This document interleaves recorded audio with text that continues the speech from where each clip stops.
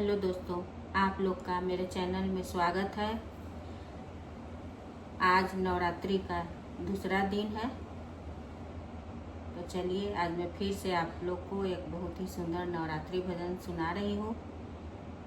अगर आप लोग को पसंद आए तो कमेंट ज़रूर कीजिएगा और एक लाइक आप लोग ज़रूर कीजिएगा। मेरे साथ आज दीक्षा है जो ढोलक बजाएगी। तो चलिए भजन शुरू करते हैं। आप लोग उसको सुनिए और कमेंट ज़रूर कीजिए और एक लाइक ज़रूर दीजिए।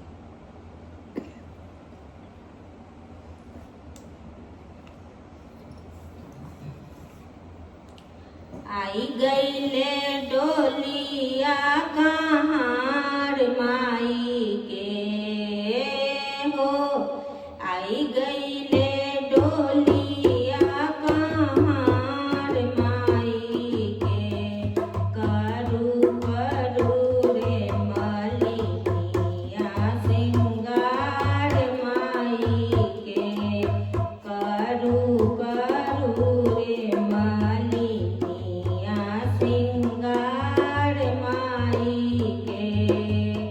आई गईले डोलिया कहार माई के, सखी है आई गईले डोलिया कहार माई के, करू करू रे मलिनिया सिंगार माई के, करू करू रे मलिनिया सिंगार माई के। टीकेवा पेन्हा द माई के हरवा पेन्हा द, टीकेवा पेन्हा द माई के हरवा पेन्हा द, टीकेवा पेन्हा द माई के हरवा पेन्हा द, बिंदिया लगाई द, बिंदिया लगाई द लीलार माई के, हे हो बिंदिया लगाई द लीलार माई के, करू करू रे मलिनिया सिंगार माई के, करू करू रे मलिनिया सिंगार माई के। आई गईले डोलिया कहार माई के, सखी है आई गईले डोलिया कहार माई के, करू करू रे सिंगार मलिनिया सिंगार माई के, करू करू रे मलिनिया सिंगार माई के।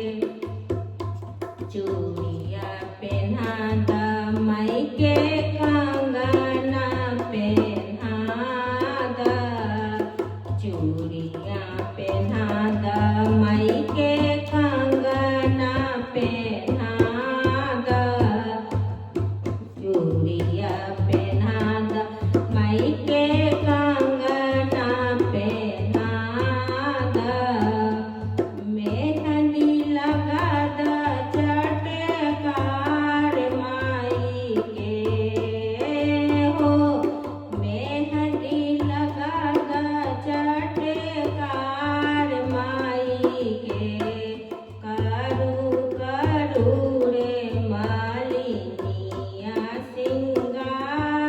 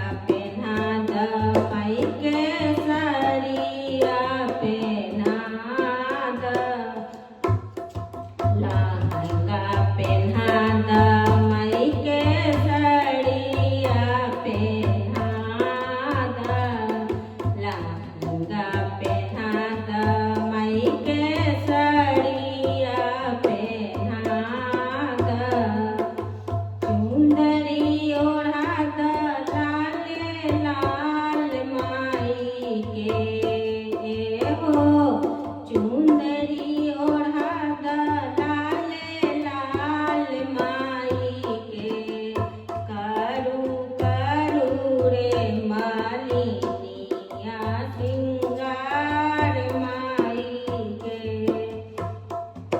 आई गईले डोलिया कहार माई के सखी है आई गईले डोलिया कहार माई के करू करू रे मालिनिया सिंगार माई के करू करू रे मालिनिया सिंगार माई के पायल पेन्हा द माई के